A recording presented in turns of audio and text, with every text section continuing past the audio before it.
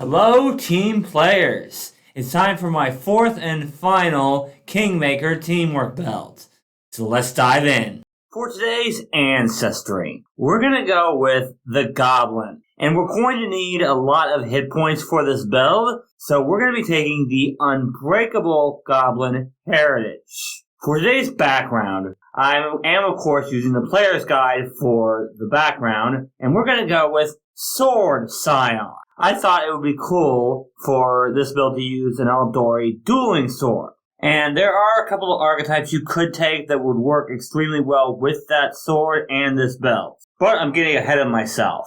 For class, we're going to be going with the Bard. And there's really only one muse that makes any sense for what this build wants to do, and that is the Warrior Muse. This will give us the Fear spell for our Repertoire, which is a fantastic spell, and the Martial Performance feats, which I'll cover here in a bit.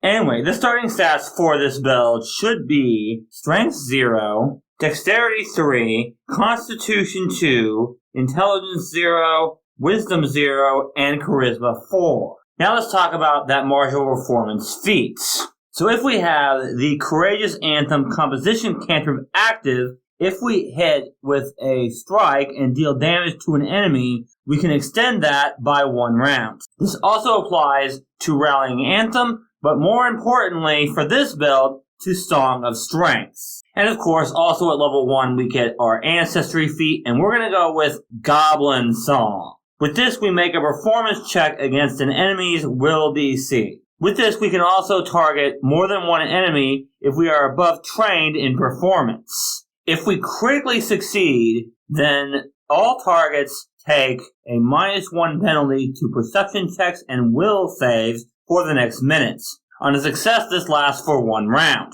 On a critical failure, the targets are immune to this feat for 1 hour. As a bard, almost all of our spells are going to target their will saves, which means lowering their will save is going to help a ton, even if we do just lower it by 1. Also, lowering their perception checks could help the party sneak around. Plus, the wizard or the druid may want to cast a spell that requires a will save as well, so that could definitely help. For level 2, it's time for that Song of Strength composition cantrip. For 1 round, we give all allies in a 60-foot emanation a +1 bonus on their athletics checks and to their DCs against athletic attack actions, which is Disarm and Trip. This is going to help our fighter out a lot, as well as the summons that our druid and our wizard are going to put on the battlefields, especially when said allies cannot flank. Next, of course, we got to talk about general feats. And of course, we are going to be taking the 3 feats I always take: Canny Acumen, Toughness, and Die Hard. And as a bard, we want to choose Fortitude saves for Canny Acumen. We're also going to need Fleet for a little more speed, and Incredible Scouts. We are going to be high in dexterity, so it only makes sense for us to be at least trained in stealth, so we can scout ahead. And this feat will help us do that by allowing our allies to get more of a bonus on their initiative when we scout. Moving on to level 4, we're going to be taking Combat Rating. With this feat, the GM rolls a secret occultism check for you and compares it to the deception or stealth DC of the enemy you target, whichever one is higher. On a critical success, you gain 2 pieces of information from the following lists: which of the enemy's weaknesses are higher, which one of their saving throws has the lowest modifier, one immunity that the enemy has, or which of the enemy's resistances is highest. On a success, you get 1 piece of information. But on a critical failure, the GM gives you false information. While the fighter in this party does have combat assessment, that's not always going to work, even as a fighter. He could fail on the recall knowledge check, or he could simply not hit. So not only is this an option for when the fighter fails at the recall knowledge check, but it also means that the fighter can use something else other than combat assessment if this build goes first. For our Ancestry feat at level 5, we're going to be taking Loud Singer. We can now affect enemies up to 60 feet away with Goblin Song, and we can target 1 additional enemy over what we would normally be able to with just Goblin Song. Thus, our bard spells that target more than one enemy are going to be really good now. Of course, assuming we use this before we cast the spell. For Teamwork Report number 1. If you're playing this build with free Archetype, then the Martial Dedication is an excellent one to pick up for this. But any class that can be in melee combat is also a good Archetype to take as well. I personally went with Swashbuckler for this build, but I'll get to that when I get to the free Archetype portion of this video. This build has 3 main goals. The first and least important is to do some damage. This is why, if you're going to have free Archetype, I'd recommend something like the Martial or something like the Fighter or Swashbuckler. Barbarian also works well for this build. You would just have to take Moment of Clarity to make sure you can cast spells while raging. But if you don't have free Archetype, then you're going to want to focus on the other 2 things this build wants to do, which is gather information and buff allies and debuff enemies. Combat reading is a pretty important feat for this build. It allows you to roll occultism on any enemy and get the same information that you could get if you did a recall knowledge using the appropriate skill. This effectively means that once you pick up combat reading, you don't need to put any points into other recall knowledge skills. At least not for combat anyway. But you might still want other ones for out of combat recall knowledge stuff. As for buffing and debuffing, a lot of that's going to be your composition spells, in addition to your spell slots. And remember that we are giving status penalties here to enemies. Those do stack with the off-guard condition that our other party members are inflicting upon enemies by flanking, or in the case of the fighter, athletics checks. Yeah, you want to focus hard on those status bonuses and penalties. Spells like Fear and Phantom Pain are going to be excellent for this build. Okay, at level 6, it's Dirge of Doom, so you can frighten enemies without spending spell slots. And Reflexive Courage is basically the Bard's version of Reactive Strike. The only real difference between the 2 is that for this, you gotta be affected by Courageous Anthem. And it also works against any auditory effects. Meaning, if you run into another Bard, then you can hit them whenever they try to use most of their Bard ability, even if they don't have the Manipulate trait.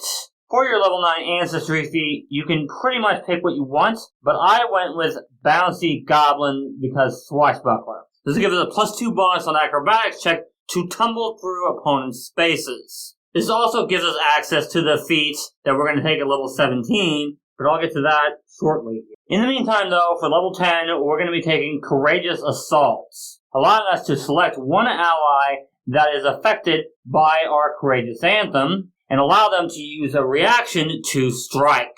Unfortunately, this will not work with the summons that our other 2 spellcaster buddies will be putting on the field. However, this will especially help the fighter out, especially if enemies aren't triggering his reactive strike. At level 12, we'll be taking Symphony of the Unfettered Hearts. This allows us to use performance to counteract one of the following conditions: grabbed, immobilized, restrained, paralyzed, slowed, or stunned. This starts off as targeting one creature. However, when we get to 9th rank spells, we can target up to 4 creatures with this ability. But remember, if you fail, you can't target that same condition on the target for 1 day. So keep that in mind. Next, we've got another feat that gives us a focus spell called Allegro. You can target one ally within 30 feet with this spell and quicken them. However, they can only use the extra action to stride, step, or strike. This will work on the wizard and the druid summons, but it'll work even better on the fighter. The summons will get 3 actions instead of 2, and the fighter will get 4 actions instead of 3. Overall, definitely worth it. Next, we've got a feat that gives us a great focus spell, Soothing Ballad. This allows us to heal 78 damage to up to 9 targets, but also counteracts fear or paralyzation effects on those allies. Paralysis is debilitating to this party, so being able to get rid of it is going to help a lot. And of course, being able to counteract fear is always good. And as for the healing, well, it's healing. Of course, it's going to help the party. At level 18, we'll be taking Discordant Voice. Allies affected by our courageous anthem do an additional 1d6 sonic damage with their weapons and unarmed attacks. Again, does affect summons, as well as the fighter, and of course if the wizard or the druid wants to get in there, they can. Not that the wizard would, but still. And finally, for our level 20 feat, we're going to be taking Fatal Aria, allowing us to instantly kill enemies of certain levels. And the best part about this is no saving throw, period. Okay, for free Archetype, there are a number of archetypes you could pick for this belt.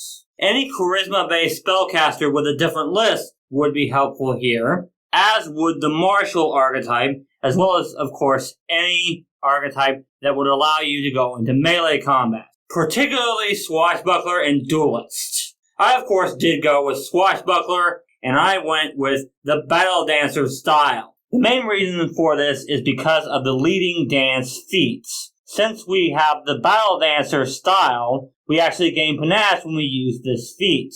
And the feat itself lets you move a target 5 or 10 feet in any direction, assuming you succeed, of course. Vexing Tumble is also an attractive option for this build, because it allows you to move around the battlefield without triggering reactions. And of course, Evasiveness will get our reflex saves on par with our fortitude saves at Master. And we are, of course, already legendary in will saves. For team report number 2, not much has really changed. At these levels, we're really focused on buffing our allies rather than debuffing enemies. But we do still have some options for both. Dirge of Doom is going to help a lot because we don't need to spend a spell slot to frighten our enemies. And of course, Fatal Aria will allow us to just straight up kill enemies or deal a bunch of damage to them with no saving throw. But we also have abilities like Discordant Voice, Soothing Ballad, and Allegro, all of which buff our allies in one way or another. But what this build wants to do is still the same. Do damage if we can, but otherwise buff allies and debuff enemies. And of course, be a backup for recall knowledge in case our wizard and our fighter fail. Anyway, this will be my last teamwork build for a while, but I've got a special video in the works for next week. But this video is going to take a lot more work than I usually do on these videos, so that may be the only video I do next week. So, in preparation for that video, I would recommend watching all of these videos here. Thank you guys so much for watching, and remember, teamwork is vital. It helps us solve problems.